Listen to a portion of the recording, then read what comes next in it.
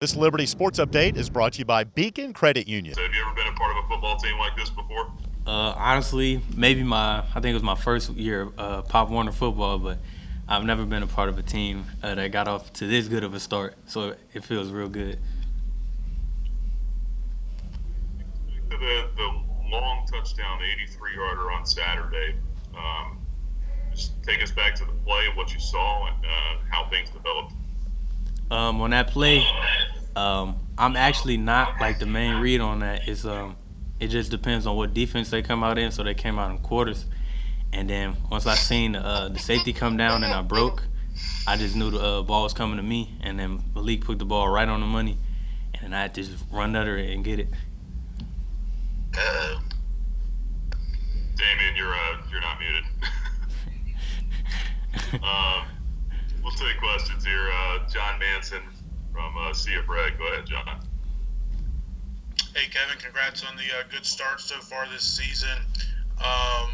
You were one of the top receivers on this team a year ago with Buckshot. How different has it been as you've transitioned from, playing alongside and with Buckshot to going with Malik Willis? They obviously have very different skill sets. How has that adjustment been for you?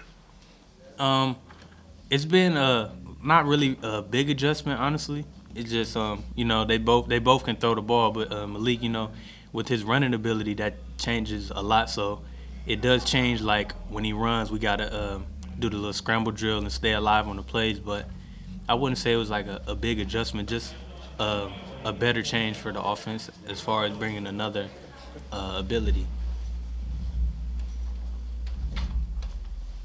Let's go to Ryan Moy now from FXR in Roanoke. Hey man, how you doing? I'm good. How are you?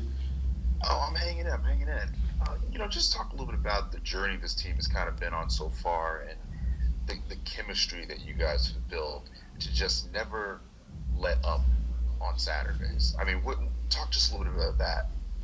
Uh, I feel the chemistry on this team is just one of the best teams I've been on. Honestly, it's like everybody's like close. It's like no, some teams you have like groups of people that only talk to each other, but everybody we're close together. We all brothers, so like the chemistry is there on and off the field. So when we on the field, we all trust in each other. We never like get down. We know we capable of. So if we down, we know we can make a couple plays and get right back in the game. So we never really get down on ourselves. Thank you. Let's go to Eric Johnson from WSOS, then we'll get back to John. Good morning. Appreciate your time there.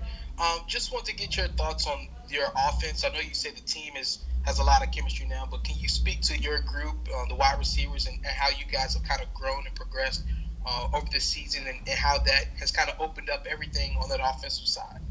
Oh, from a wide receiver standpoint, we've grown a lot.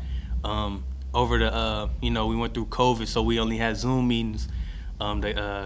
We didn't really have chemistry with the new guys. So when we first got here, it was like, now we like kind of talking to them. But then ever since then, it's really like a family in there. I call every one of them my brothers, and we so close. And it's like we get so happy for each other when somebody does something. So it's not no animosity towards anybody. So when that's in the room, it's just nothing but good can happen. Like when everybody's happy for each other, just everybody want to do good and see everybody else do good. All right, let's get to John, then we'll go back to Damien. Kevin, you guys came off, a real big emotional win 2 weeks ago at Virginia Tech. And this week you got another ACC opponent in NC State.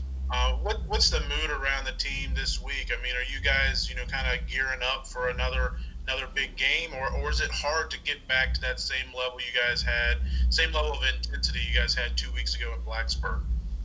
I wouldn't say it's hard to get back to the intensity because we come in every week like it's if we like we want to go 1-0 every week. So we're not thinking about the past or the future. We're taking it 1 week at a time. So we want to bring maximum intensity if we can. But yeah, it's like we're not really. Yeah. Hey Kevin, you just brought up you guys don't really think about the past much this year. but you have beaten two ACC teams this year, and you're playing your third this year. So where's the confidence level for this team as you head into what should be a really challenging game Saturday night? I think we have a real high confidence. I personally feel like we can step on the field with anybody and compete.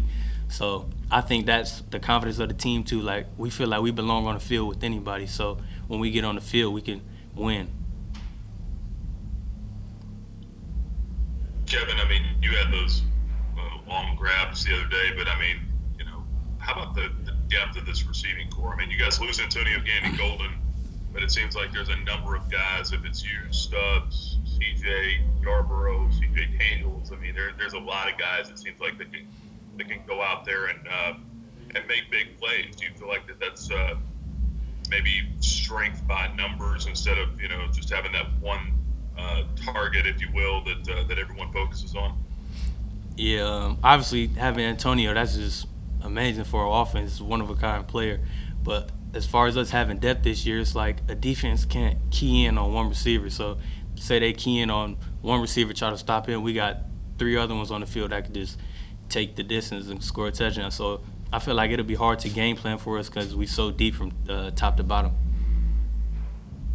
Another one I had, just looking at NC State, I mean, the corners that they have, the size really stands out. I mean, Dunlap, I think, is 6'4", 220. Then they've got another guy at like 6'2".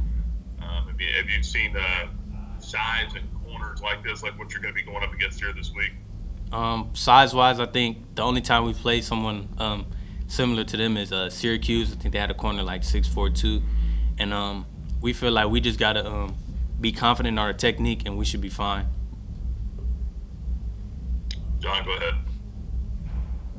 Just wondering what you all's, you and the rest of the team's thoughts are about, you guys are, undefeated in the top 25. You got 2 wins over ACC opponents earlier this season. But when you go into this game against NC State Saturday, you're currently an underdog. Most people are projecting NC State to win the game. Just what's the thoughts and the feelings that you guys have about, just that general sentiment that you guys are expected to lose on Saturday? We don't really look too much into it. Like our coaches say, it's not about anybody else. It's about us and us doing what we do best. So we're not really worried about all the outside stuff. We just trying to prepare for this week and go in and do what we can do. And like Coach Freed say, see what the scoreboard say at the end of the game.